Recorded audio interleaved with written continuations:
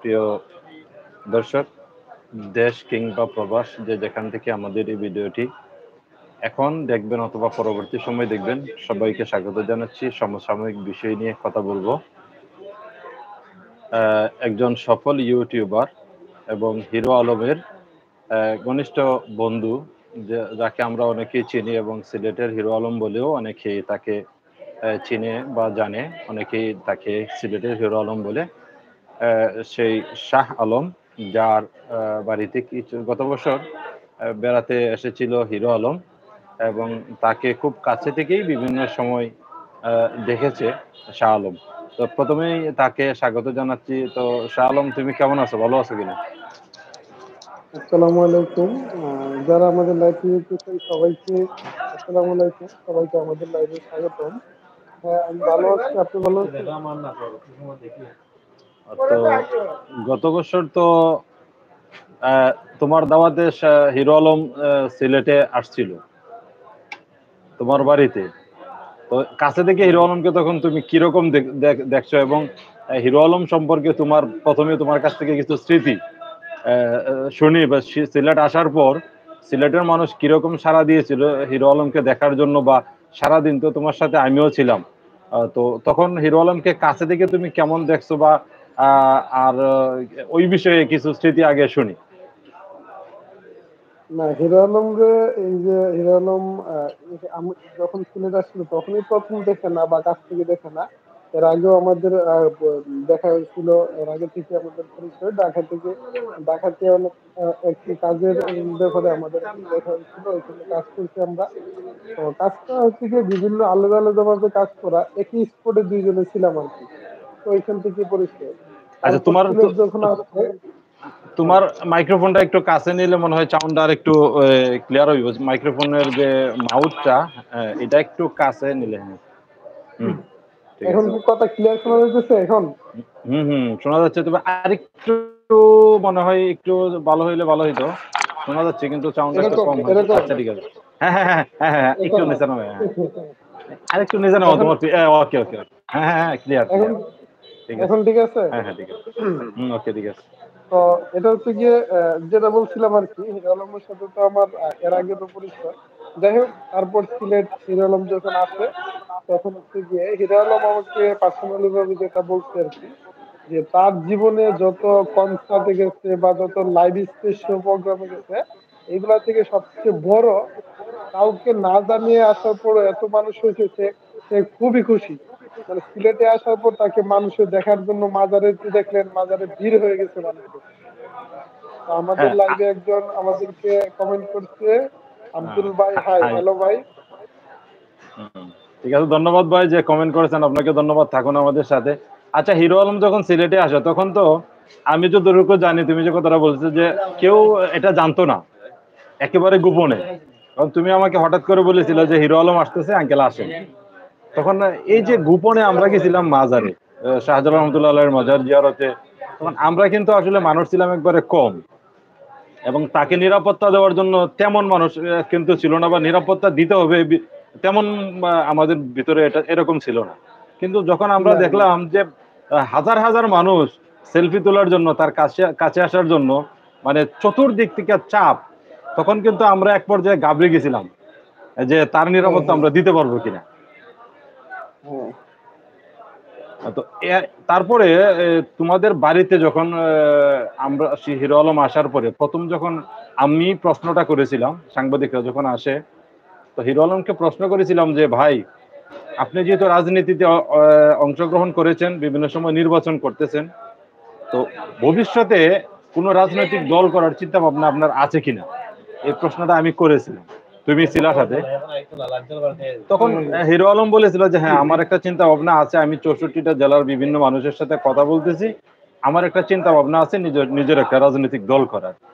কিন্তু মধ্য দিক দিয়ে দেখলাম যে হিরো আলম কিন্তু একবার দেখছিলাম যে আওয়ামী লীগের দিকে ঝুঁকে পড়তেছে, আবার প্রক্ষান্তরে এখন দেখা গেছে আরেকটি দলের সাথে যোগ দিয়ে আরেকটি দলের রাজনীতিতে অংশগ্রহণ করতেছে, এবং এবার নির্বাচনে অংশগ্রহণ করতেছে। তো তুমি সামগ্রিক বিষয় মিলে রাজনৈতিক বিষয়টা, যে নিজস্ব দল না করে অন্য দলে যোগ দিয়ে যে এখন যে নির্বাচন করতেছে, আহ, এখানে তুমি কতটুকু আশাবাদী?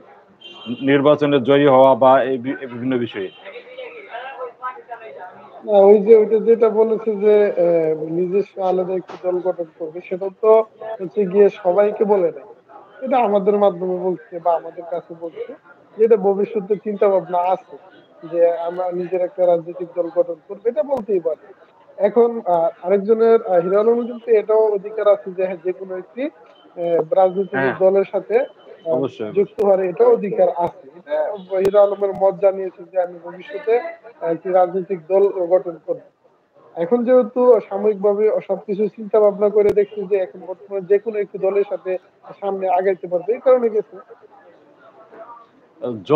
জয়ী হওয়ার ব্যাপারে বিগত বিগত সময়ে তোমার বন্ধু তো বিভিন্ন জায়গাতে হামলার শিকার হয়েছে, এবং ঢাকাতেও কিন্তু এই যে এম রহমানের সাথে, আরাফাত রহমানের সাথে নির্বাচনেও তার উপরে হামলা হয়েছে। তো এখন যে নির্বাচনে আছে, এখন কি মনে করো যে সে নিরাপদে নির্বাচনটা করতে পারবে বা জয়ী হতে পারবে, এরকম সম্ভাবনা আছে? আমরা এর আগেও যে নির্বাচন গুলা দেখছি হিরো আলমের, প্রথমে যে নির্বাচন করেছে ওই নির্বাচনে হিরো আলম কিন্তু মার খেয়েছে। তারপর দ্বিতীয় যে নির্বাচন করেছে ওই নির্বাচনে হিরো আলম কিন্তু 900 ভোটে ফেল করছে। তো আমি ওই যে 900 ভোটে ফেল করাটা, ওইটা আমি মনে করি না এটা ফেল। অবশ্যই এটা কিন্তু চক্র আছে, আমি যেটা মনে করি।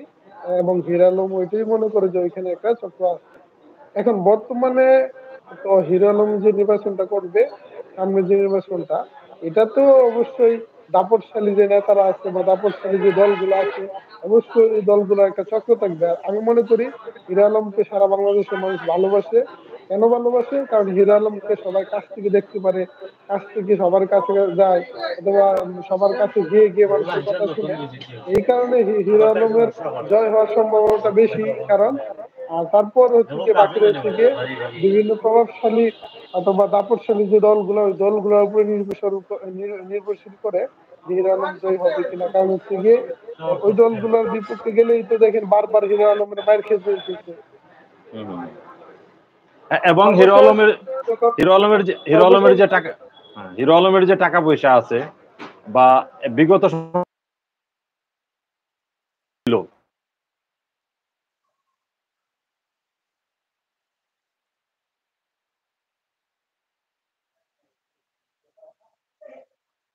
তাদের বা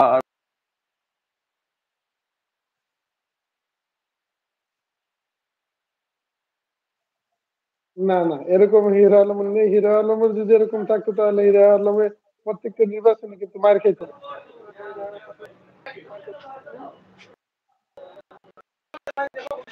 আচ্ছা, আরেকটা আরেকটা বিষয়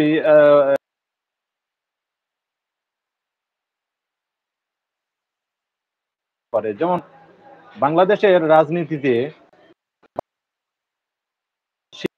যেমন ইউনিভার্সিটি, তারপরে আপনার ঢাকা আলিয়া মাদ্রাসা, সিলেট শাহজালাল বিজ্ঞান প্রযুক্তি বিশ্ববিদ্যালয়, এরকম অসংখ্য ইউনিভার্সিটি, স্কুল কলেজ মাদ্রাসা আছে, যেখানে লাখ লাখ শিক্ষিত লোক আছে, যারা উচ্চ শিক্ষিত।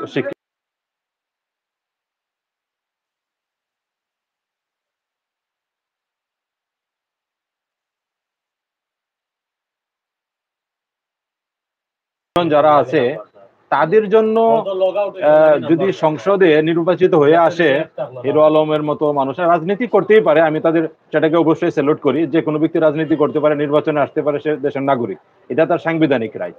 কিন্তু এই যে শিক্ষিত শ্রেণী যারা লাখ লাখ আছে, তাদের জন্য আইন রচনা করবে আমাদের মমতা আপা, এবং তাদের জন্য আইন রচনা করবে আমাদের মাহিয়া আপা, তাদের জন্য আইন রচনা করবে হিরো আলম।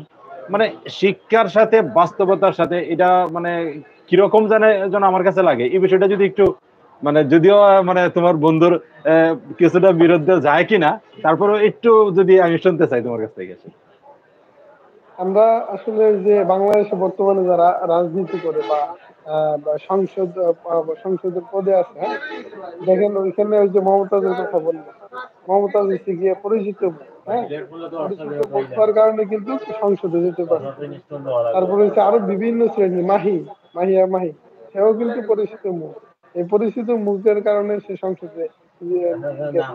তারপর হচ্ছে ফাইটা যায় সংসদীয় ফাইটা নির্বাচনে কিন্তু ফাইটা যায়, গানও শোনায় সংসদে বসে বসে। তারপর হিরো আলম কিন্তু আরো আলোচনার, তারপর থেকে পরিচিত মুখ, এই কারণে সংসদে গেছে। তো যারা এই পরিচিত মুখ, তাদের এই একটা চান্সকে কাজে লাগাতে চাই যে আমরা আমাদের তো সবাই চিনে, তো আমরা দেখি একটা চান্স নিয়ে যে কাজ হয় কিনা। যোগ্যতার ব্যাপার না, এই আমাদের ওই যে ভাইরাল হওয়ার বিষয়টা নিয়ে, পরিচিত মুখটা নিয়ে ওরা সামনে আগাইতে চায় বা সংসদে যেতে চায় আর কি। এই হচ্ছে গিয়ে তাদের মনের যে বাসনা। আমি যেটা হ্যাঁ, হ্যাঁ। মনে করি, আমার একটা ভুল হতেও পারে যে আমাদের ভাইরাল বিষয় নিয়ে চান্স। আরেকটা হচ্ছে গিয়ে বাংলাদেশের প্রেক্ষাপটে আমি যেটা মনে করি, যারাই নির্বাচনের পিছনে মানি খরচ করতে পারবে তারাই নির্বাচিত হবে। আর হচ্ছে গিয়ে যারাই পরিচিত মুখ, তারা পরিচিত মুখ হলেই হবে না, পরিচিত পরিচিত মুখ এবং হচ্ছে গিয়ে টাকা, এই দুইটা বিষয় হচ্ছে গিয়ে বাংলাদেশের, যে টাকা ঢালতে পারলে আর পরিচিত মুখ হতে পারলে যে কোনো আইন তারা পাশ করতে পারবে, নির্বাচিত হয়ে তারা তাদের কথা এই দেশ চলবে, এটাই আর কি আমরা যেটা দেখতেছি। আচ্ছা, এই যে বিষয়টা, হ্যাঁ, তুমি যে বিষয়টা এখন বললা, যে এই বিষয়টার সাথে এখানে কি জনগণও কিছু দায়ী কিনা? কারণ আমরা দেখি বহির্বিশ্বে অন্যান্য দেশে যারা এমপি মন্ত্রী বা কাউন্সিলর অথবা বিভিন্ন সিটি কর্পোরেশনের মেয়র, মানে এইরকম পজিশনে যারা থাকে, যারা ধারায় নির্বাচনে বা যারা এই দায়িত্বগুলো নেয়, তারা উচ্চ শিক্ষিত থাকে। কোন ব্যক্তিটা বেশি শিক্ষিত এবং কোন ব্যক্তিটা সবচেয়ে বেশি জ্ঞানী বা দার্শনিক মাইন্ডের, মন মানসিকতা বিজ্ঞানী, মানে যে যত বেশি অভিজ্ঞ, এই লোকগুলা ওই কথা পজিশনে কথা থাকে। কথাটা আর লাইভটা একটু বাফারিং করতেছে, আমরা একটু সময় অপেক্ষা করি, হয়তো নেটওয়ার্কের সমস্যা করতেছে। হ্যাঁ, হ্যাঁ, হ্যাঁ, হ্যাঁ, হ্যাঁ। এখন এখন এখন একটু কি ঠিক অপেক্ষা আছে করি। না? এখন ঠিক আছে? 1 মিনিট। হ্যাঁ, 1 মিনিট আমরা অপেক্ষা করি, প্রায় সময় খালি বাফারিং করতেছে, না দর্শক আমাদের কথা শুনতে পারবেন না। হ্যাঁ, এখন ঠিক আছে। আমরা দেখি উন্নত বিশ্বে জনগণ নেতা হিসেবে নির্বাচিত করে যারা উচ্চ শিক্ষিত, সততা, আদর্শ, শিক্ষিত মানুষ। চরিত্র, যোগ্যতা, হ্যাঁ, এদেরকে নির্বাচন করে, সিলেক্ট করে, মানে পছন্দ করে, চয়েস করে নেতার জন্য। আর আমাদের বাংলাদেশে বা ভারতে বা আমাদের বাংলাদেশে, যদি আমাদের দেশ নিয়ে আমরা বলি, এখানে আমাদের জনগণ পছন্দ করে যে কোন ব্যক্তি আমার পকেটে 50 টাকা দিতে পারবে, আমাকে চা খাওয়াতে পারবে, আর 20 টাকা 30 টাকার চাউল আমাকে 150 টাকায় খাওয়াবে সারা বছর, এতে অসুবিধা নেই। এর মাঝে পেঁয়াজ দিয়ে আমার। আমার এর ভিতর হুম। হ্যাঁ, এর ভিতর দিয়ে আমার একটা কথা বলি, বাহিরের শিক্ষিত মানুষ আর বাংলাদেশের শিক্ষিত মানুষের ভিতরে কিন্তু পার্থক্য আছে। হ্যাঁ, বাইরের শিক্ষিত তারা কিন্তু এই যে বললেন না যে 50 টাকা পকেটে দিলেই ভোট নেওয়া যায়, এরকম কিন্তু করে না, না। না। আর হুম। বাংলাদেশের শিক্ষিত মানুষ হয়েও যদি এই যে 50 টাকা 100 টাকা যদি রাতের আধারে নিয়ে মানুষের কাছে দেয়, তাহলে এই শিক্ষিত তো কোনো মানেই নেই। মানে টাকার কাছে বিক্রি হয়। মানে আমাদের দেশের তারা টাকার টাকার কাছে কাছে বিক্রি হয়, আর বাহিরের তারা আদর্শ বিক্রি করে না, মানে টাকার কাছে বিক্রি হয় না। না, আদর্শ বিক্রি হয় না। তো আসলে এটাই মনে হয় আরেকটা বড় কারণ, যে আমাদের এটাও দেশের হ্যাঁ, মানুষগুলোই এটা মানে আমাদের এরকম দেশে যে নেতাদেরকে পছন্দ করে। জনগণ জনগণ জনগণ সচেতন না, সচেতন না, সামান্য কিছু টাকার জন্য তাদের যে ভোটের অধিকারটা, সেই অধিকারটাই বিক্রি করে দেয়। হ্যাঁ, হ্যাঁ, হ্যাঁ, হ্যাঁ। আসলে দুর্নীতির জন্য মনে হয় এটা আরেকটা বড় কারণ, যে এ, টাকার জন্য সামান্য কিছু টাকার জন্য তারা দুর্নীতিবাজ প্রার্থীকে সাপোর্ট দেয়, সমর্থন করে। আর তার বলে কিন্তু সারা বছরই কিন্তু আমরা কি করি, অফিসে যখন কোনো কাজ করাতে যাই তখন আমাদের ঘুষ লাগে। বা আমাদের ছেলে মেয়েদেরকে যদি আমরা ইন্টারভিউতে পাশ করার পরেও, এলাও হওয়ার পরেও চাকরি দিতে চাই, তখনও ঘুষ লাগে। মানে আমাদের প্রতিটা কাজে এই যে ঘুষ লাগে, ঘুষ ছাড়া কিছুই হয় না। এটা তো আমরা সারা বছর এটা বুক করি, সারা বছরই বুক করি, সাধারণ টাকার কাছে বিক্রি হয়ে। নাকি বিষয়টা তো এরকম না? হ্যাঁ, হ্যাঁ, এরকম। যারা আমাদের লাইভটি আমার দেখতেছেন, প্রশ্নটা অবশ্যই লাইভটি শেয়ার করবেন।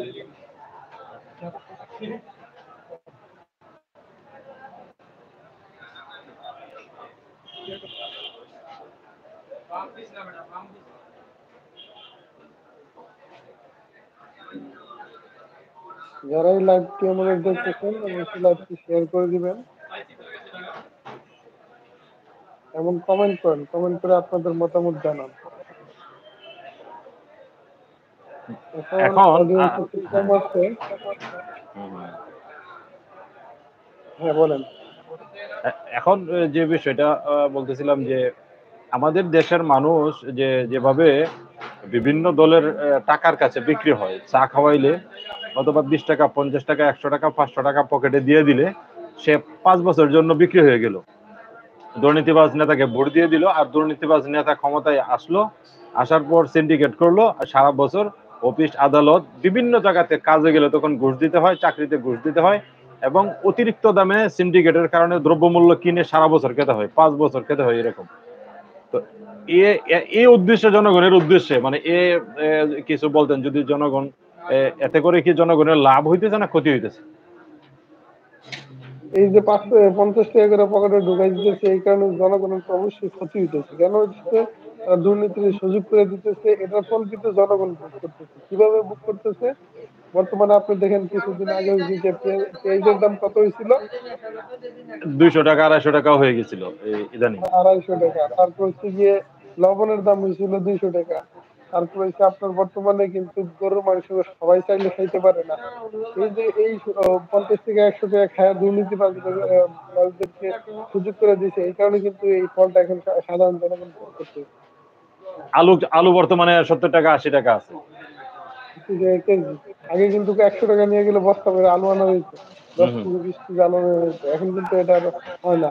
সামান্য 50 টাকার লোভে 100 টাকার লোভে এখন বর্তমানে কেউ 50 টাকা দেয় না। এবার ভোট কেনার জন্য 50 টাকা দেয় না, সর্বোচ্চ 500 টাকা বা 1000 টাকা দেয়। কিন্তু 500 টাকা 1000-এর জন্য তো আমাদেরকে সারা বছর কি বছর আমাদেরকে এই শাস্তিটা ভোগ করতে হয়। কারণ এই 500 টাকার জন্যই কিন্তু আমরা বর্তমানে বেশি দাম দিয়ে আলু খাইতেছি, পেঁয়াজ খাইতেছি, লবণ খাইতেছি। এগুলা কিন্তু একটা শাস্তি। এই যে এই যে মনে করেন আমি 500 টাকার কাছে বিক্রি হইলাম, বিক্রি হওয়ার পরে তখন আমি দ্রব্যমূল্য কিনলাম 5 বছর অতিরিক্ত দামে, যেখানে আমি 1000 টাকা নিয়ে বাজারে যাইতাম, 1000 টাকা দিয়ে যে পণ্য কিনতাম, এখন আমার সেই পণ্য 2000 টাকা লাগতেছে অথবা 1500 টাকা লাগতেছে। তো আমি তো 1000 টাকার পণ্য 1000 টাকার বাজার 2000 টাকা দিয়ে বাজার থেকে ক্রয় করতেছি। এইভাবে কিন্তু 12 মাস আমার কাছ থেকে, যেই মাসও আমার 10,000 টাকা লাগতো এই মাস আমার 20,000 টাকা লাগতেছে। তাহলে 12 মাসে আমার আমার যদি লাগে 1,20,000 টাকা, তাহলে আমার লাগতেছে 2,40,000 টাকা। তাহলে 5 বছরে কত লাখ লাখ টাকা লাখ আমাদের লাখ পকেট টাকা থেকে নিয়ে যেতেছে। অতিরিক্ত চলে যাচ্ছে। এটার জন্য এই যে 500 টাকার লোভ, এই লোভটা কি আসলে দেয় কিনা? অবশ্যই তাই। ওই 500 টাকাই কিন্তু আপনাদেরকে সারা জীবন, মানে একটি ভুলের কারণে সারা জীবনের কান্না। ওই আমরা যে সুযোগ করে দিচ্ছি, ওই সুযোগের কারণে কিন্তু আমাদের সারা জীবন কাটতে হইতেছে।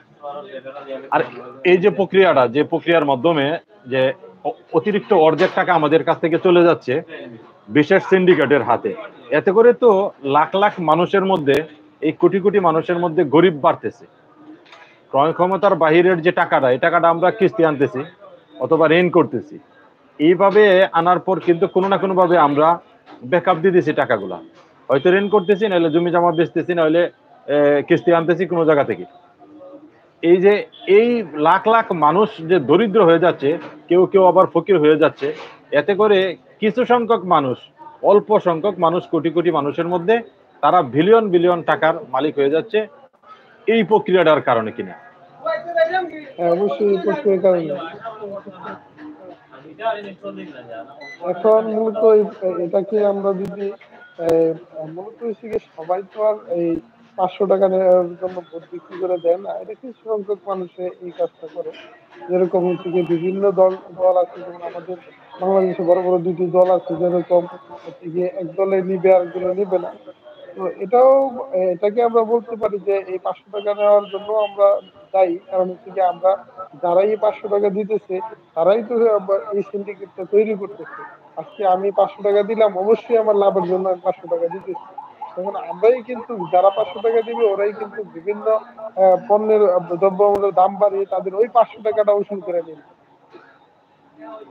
এজন্য সাধারণ জনগণ দায়ী। অবশ্যই সাধারণ জনগণকে সচেতন হতে হবে, এবং সবাইকে বাংলাদেশের দল মত নির্বিশেষে সবাইকে সচেতন হতে হবে। সচেতন হলেই কিন্তু আমরা এদিকে আমাদের এই যে পণ্যের দাম গুলাকে নিয়ন্ত্রণে আনতে পারবো।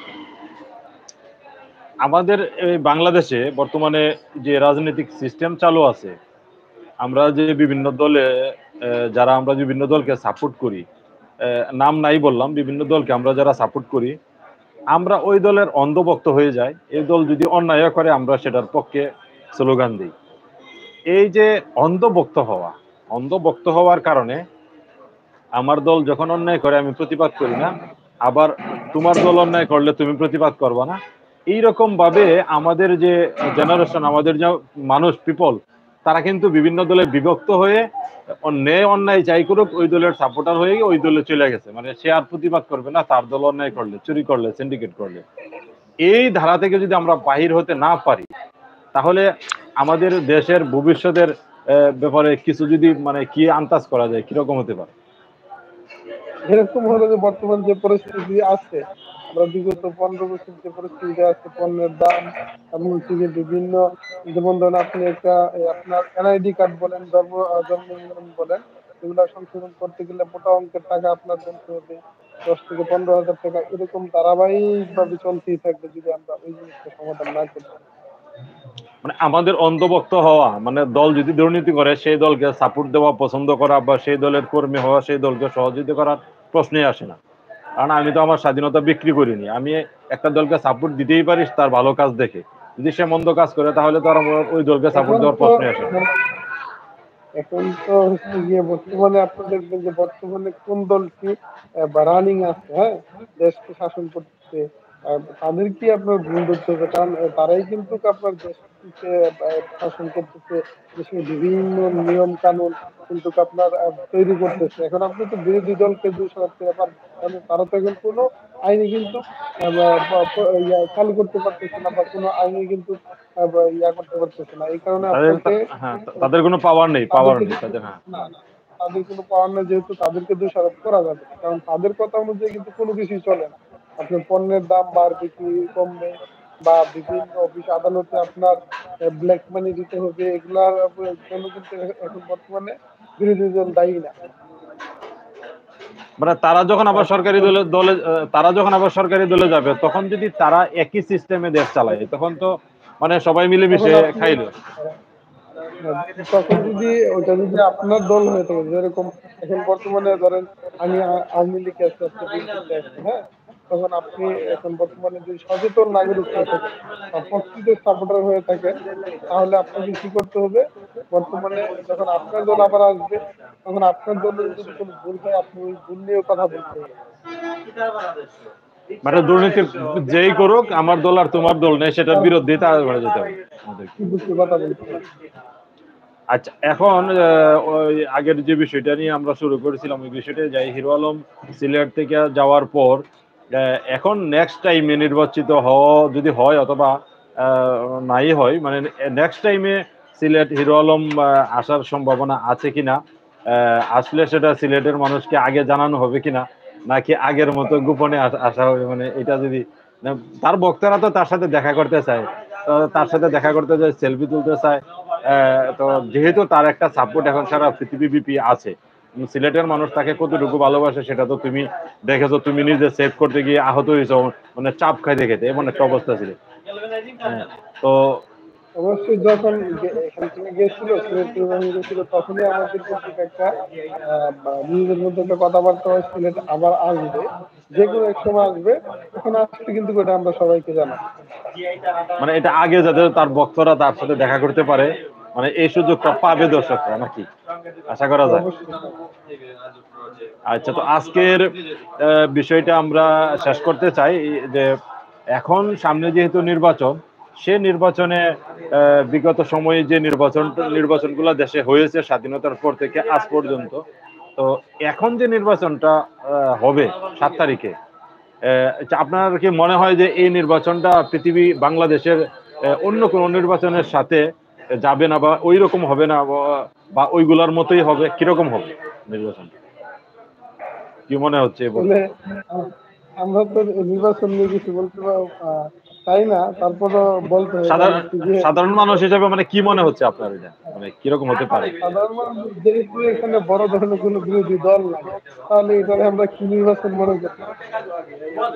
মানে এই দল যদি ফেইলও করে, মানে এরা এরা যদি ফেইলও করে, তাহলে ঘুরে ঘুরে তো এরাই ক্ষমতায় আসবে, তাহলে তার বিরোধী দলের অস্তিত্ব নাই নাকি? যেহেতু এটাকে আপনি বলতে পারেন একরোয়া নির্বাচন। মানে এক দলের নির্বাচন নাকি? এক দলের বলা রাজনীতি যায় যে করা। এক দলের নির্বাচন। না, আমাকে একজন হ্যাঁ, আমাকে একজন মানুষ প্রশ্ন করলো যে যদি আওয়ামী লীগ এই নির্বাচনে ফেল করে তো সরকার গঠন কে করবে? তো আমি বললাম যে আওয়ামী লীগই করবে। তো এটা কিভাবে হইলো? যে এটা কিভাবে হইলো বলতে আমার কাছে মনে হচ্ছে যে যেহেতু স্বতন্ত্র প্রার্থী তারাও আওয়ামী লীগের, তো তারাও যদি সব স্বতন্ত্র প্রার্থী মিল্লা পাস করে তাও তো এই আওয়ামী লীগই সংসদ করবে, মানে সরকার গঠন করবে, মানে এটা এক দলের নির্বাচন। আর অনেকে বলে একদম। ভাগাভাগির নির্বাচন নাকি এটা। হ্যাঁ। তো আজকে এ, তো আজকে আমাদের চ্যানেলের পক্ষ থেকে আপনাকে ধন্যবাদ যে আপনার গুরুত্বপূর্ণ কিছু সময় আমাদের দর্শকদের জন্য দিয়েছেন, এবং ভবিষ্যতে হিরো আলম আসলে অবশ্যই আমাদেরকে আগে থেকে জানাবেন, যাতে আমার দর্শকদের জন্য অবশ্যই, আমি কিছু করতে পারি বা তাদেরকে দেখাইতে পারি নাকি। অবশ্যই, অবশ্যই। তো যারা এতক্ষণ আমাদের সাথে লাইভে যুক্ত ছিলেন সবাইকে অসংখ্য ধন্যবাদ। আবারও দেখা হবে অন্য কোনো লাইভে, এবং আমরা পরবর্তীতে কি নিয়ে আসবো অবশ্যই আমাদেরকে কমেন্ট করে আপনারা, যে বা প্রথম থেকে দেখেন অথবা লাইভ শেষ হওয়ার পর দেখেন, অবশ্যই কমেন্ট করে জানিয়ে দিবেন। সবাইকে আসসালাম। আসসালামু আলাইকুম, সবাই ভালো থাকেন।